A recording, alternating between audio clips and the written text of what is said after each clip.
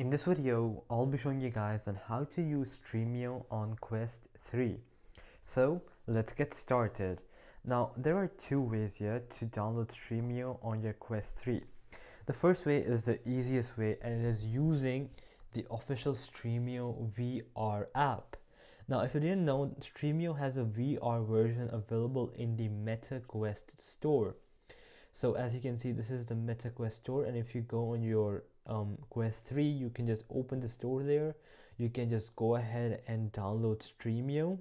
So obviously first search for it, and then you're gonna download this app, and then just open it and log in with Stremio, and then you're gonna see something like this. Yeah, now obviously you are gonna face problems with this because sometimes the controls don't work properly, it can feel glitchy, and external player options might default to a specific video player and can be hard to change.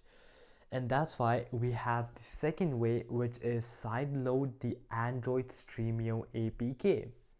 Now, if the store version isn't available, or you want more Android app features, not like the VR optimized UI, then you can just install the Android APK manually. Now, how does this work? Now, first of all, you need a laptop or a PC or literally anything, and then you need the SideQuest app. This is something you can just head over to your browser and search up install SideQuest. Just click on that, and then from here you can just download it, and then you need to enable developer mode on your Quest 3. So first step is obviously enable developer mode. Then you're gonna install this on your laptop, so you can just click on it and install it.